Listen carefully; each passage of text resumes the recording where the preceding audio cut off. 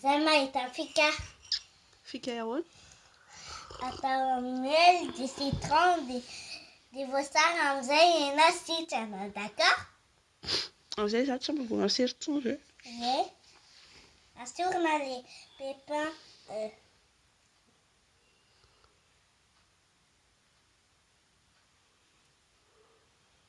Dia atao ahoana koa izany?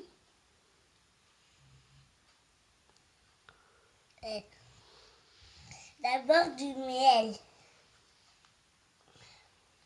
Maman. Zay, efa mety zay. Zay.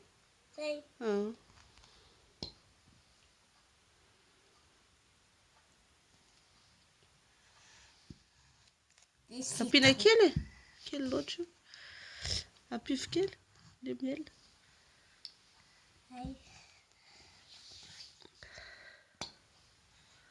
Fanafody ve io? Fanafody ve io? Ie. Tu peux m'aider? Io loharany ve dokotera dia?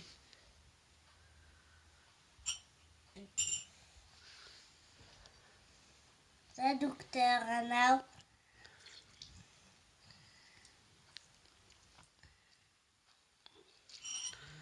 Aizako koa misy citron. Aizako koa misy voasary izany. Zay. Dia mélanger. Izany hoe ilo izany. Azafady. Sotro kely avy any amin'ny vava-ilo izany dia amena ilo anahy. Sa tsy manino?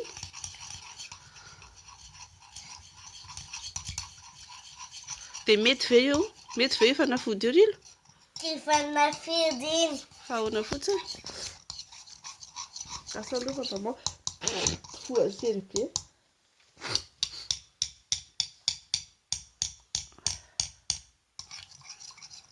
Zay. Citron zay ianao. Aiza ary? Marikivy e?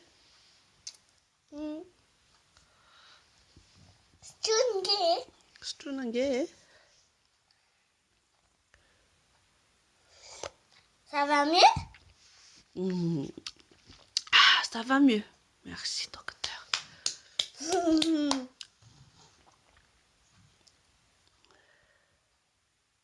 C'est du thé ianao.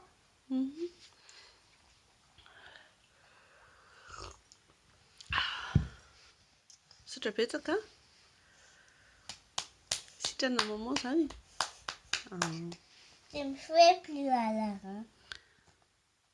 Lasa sotroinao ndraika ilay izy?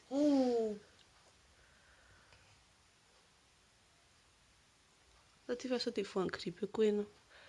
Saotra tompoko. Veloma ary. Velom. Bam bam.